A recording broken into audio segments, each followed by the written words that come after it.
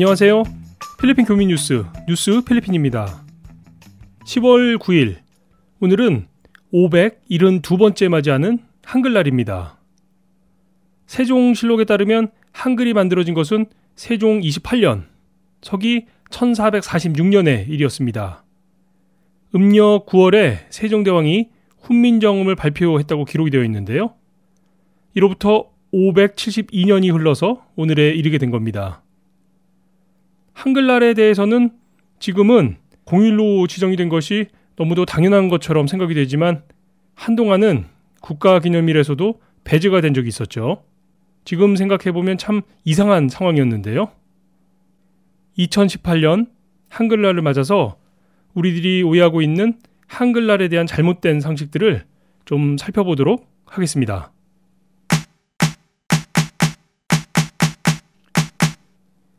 필리핀 뉴스를 주로 다루는 뉴스 필리핀에서 한글에 대한 내용을 다루려고 하다 보니까 좀 낯설게 느끼실 분들이 계실지 모르겠습니다. 그런데 오늘 같은 날이 아니면 사실 별도로 우리 글에 대해 함께 생각해 볼 기회가 없을 것 같아서 간단하게 우리가 오해하고 있는 한글날에 대한 내용들을 오늘의 첫 이야기로 살펴보도록 하겠습니다. 먼저 한글은 누가 만들었을까요? 얼마 전 한글문화연대가 조사에서 발표한 내용에 따르면 우리 국민의 55%가 세종대왕과 집현전 학자들이 함께 만들었다거나 24%는 세종대왕의 지시에 따라서 집현전 학자들이 만들었다고 답변한 것으로 나타났는데요. 그런데 한글은 순수히 세종대왕께서 직접 혼자서 만드신 문자체계입니다. 기록에는 세종께서 눈병에 시달려가며 몸소 만들었다고 되어 있는데요. 이후 이 훈민정음의 안내서인 훈민정음 해례본 집필에는 집현전 학자들이 참여를 하게 됩니다. 그러니까 한글은 세종대왕이 직접 만들었다가 정답이 되겠죠.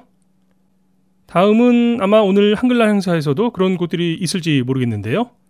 한글날을 한국어 날로 혼동해서 사용하는 경우가 종종 있습니다. 한글, 그러니까 우리 문자는 세종 28년에 창제가 되었지만 한국어, 즉 우리 말은 사실 그 이전부터 이미 존재하고 있었죠. 우리 말을 표현하고 기록할 문자가 없어서 한자어를 차용해서 사용을 했었는데요. 이게 너무 복잡해서 일반 백성들이 사용하기 어려웠던 거죠.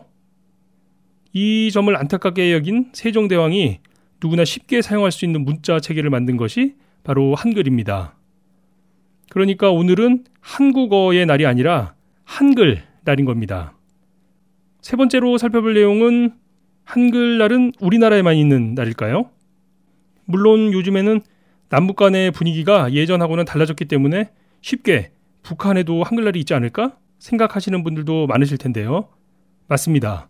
북한에도 한글날이 있습니다. 북한의 한글날은 1월 15일인데요. 우리의 10월 9일과는 좀 차이가 있죠. 우리나라와 북한에서 이렇게 한글날을 기념하는 것은 어찌 보면 당연한 일인데요. 이렇게 남북한 외에도 한글날을 기념하는 나라가 또 있습니다. 바로 중국인데요. 중국은 9월 2일을 한글날로 지정해서 기념을 하고 있습니다. 한글날을 왜 중국이 기념을 할까? 의아해 하시는 분들도 계실 텐데요. 중국은 중국 내 소수민족들의 역사를 자국의 역사에 편입을 시키고 있죠. 이런 여러 민족의 역사가 다 우리의 역사에 포함되어 있다는 식의 주장입니다. 우리의 역사가 중국에서는 조선족의 역사가 돼서 중국 내 한 지역의 민족이 사용하는 문자로 우리 한글을 지정하고 있는 겁니다. 우리의 민족 시인 윤동주도 중국에서는 중국의 조선족 청년이라고 표현을 하고 있는 것과 같은 맥락이라고 할 수 있겠죠. 10월 9일, 오늘 하루는 우리의 글에 대해서 함께 생각해보는 그런 날이 되었으면 좋겠네요.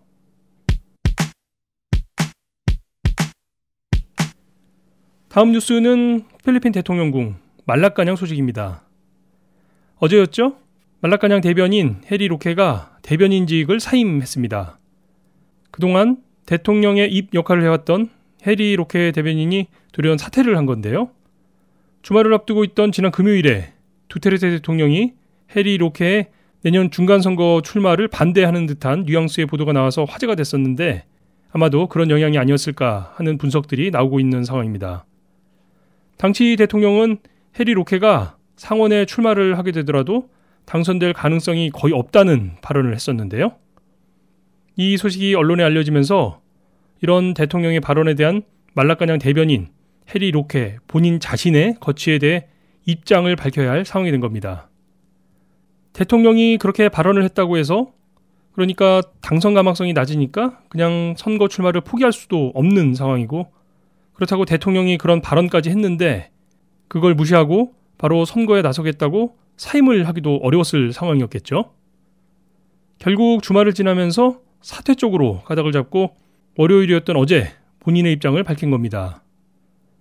그리고 또 하나 말라가냥 출신의 중간선거 예비 출마자 모카 우손에 대한 소식도 전해졌는데요. 결론부터 말씀을 드리자면 이 대통령궁 소셜미디어 담당 보좌관이었던 모카 우손도 결국 내년 중간선거에 출마를 할 것이라고 밝혔습니다. 출마 자체는 결정을 했는데 아직 어느 포지션으로 출마를 할지는 고민 중이라고 하는데요. 대통령과 상원 의장 등을 만나서 본인의 출마에 대해서 조언을 듣고 최종 결정을 하겠다는 설명입니다. 결국 대통령궁에서 의회로 도전을 해보겠다는 의지를 밝힌 거죠. 내년 중간선거는 상원 의석 중 절반인 12석과 하원 의원 그리고 각 지방정부의 시장 등을 선출하게 되는데요. 오늘 전해드린 해리 로케 전 대변인과 모카 우손 전 보좌관 외에도 대통령의 아들이자 전 다바오 부시장인 파울로 두테르테 등도 친 두테르테계 인사들로 이번 선거에 출마할 가능성들이 점쳐지고 있는 상황입니다. 상원의 경우에는 이번에 임기를 마치게 되는 12명의 의원들이 있는데요. 이들도 의회 재입성을 위해서 노력을 하고 있느니만큼 선거 열기가 점차 뜨거워질 것으로 전망되고 있습니다. 선거에 출마하게 될 여러 예비 후보들이 있을 텐데요. 대통령궁을 나온 이들이 과연 의회에서 자신의 자리를 얻게 될지 계속 지켜보도록 하겠습니다.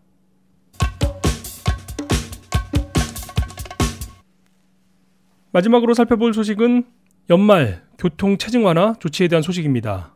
MMDA가 발표를 한 사항인데요. 오는 11월 5일부터 내년 1월 14일까지 약 50일간 메트로 마닐라 내 주요 쇼핑몰 운영 시간이 조정이 될 예정입니다. 현재 아침 10시에 오픈을 하던 것이 11시로 1시간 늦춰지고 주중에는 세일도 모두 금지가 됩니다. 이와 함께 이 기간 동안 도로 공사들도 모두 중단이 되는데요. 이런 조치는 연말을 앞두고 심해질 것으로 예상되는 메트로 마닐라의 교통 체증을 줄이기 위한 것으로 MMDA와 도로 공사를 담당하고 있는 DPWH, 주요 쇼핑몰인 SM, 로빈슨, 아얄라몰 관계자 등이 합의를 통해서 결정을 한 사항입니다. MMDA의 발표에 따르면 에드사에만 주요 쇼핑몰들이 15개가 있기 때문에 출근 시간대와 이 쇼핑몰들의 운영 시간이 겹치지 않도록 시간을 조절하면 도로의 통행에 도움이 될 것이라고 전하고 있습니다. 나름 디테일한 계획과 합의가 이루어진 것으로 보여서요. 이번 연말에는 에드사 상황이 예년보다는 좀 나아질 것 같기도 한데요. 한번 기대를 해보도록 하겠습니다.